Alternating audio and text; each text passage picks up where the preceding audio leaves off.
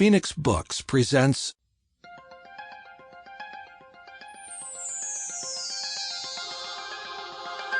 The Last Great Ride by Brandon Tartikoff and Charles Learson. Imagine, if you will, a 7-year-old boy sitting nose to screen in front of a 7-inch Dumont television set, mesmerized by everything he sees.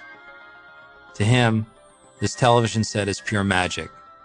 He begins to fantasize that if he tried hard, he could shrink to a tiny size and crawl inside the set. Then he could live and breathe television from the inside all day. That boy got his wish. All I ever wanted to be was Ed Sullivan. Here was a man who couldn't sing, couldn't dance, and try as he might, couldn't tell a joke. Still, he had his own television show where he could present the most talented people in the world to everybody in America.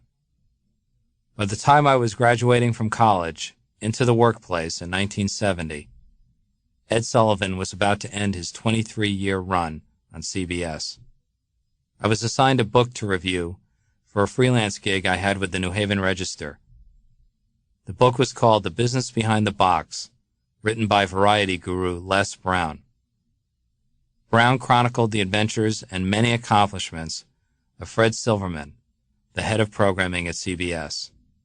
Fred was a young guy then, in his early 30s, brimming with talent and an insatiable curiosity about television shows, all kinds of television shows. Every day, he worked with the most talented performers in the world and presented them to America. He got to play television. In a way, he was just like Ed Sullivan. I thought to myself, I can do that. More to the point, I wanted to do that. And so I did. Not right away, mind you, but after spending the first half of the 70s in local television, I got to take my game to a higher level, to play in the majors. In 1980, after apprenticing under Fred, first at ABC, and then for 3 years at NBC, I in effect got my own show.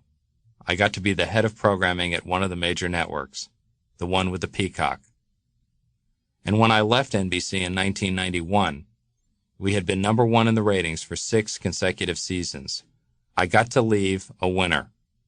When I was fortunate enough to be promoted to the top programming job at NBC in 1980, I was told that at age 31, I was the youngest person who had ever held the position. When I left last year at age 42, I realized I had held the position longer than any. Sample complete. Ready to continue?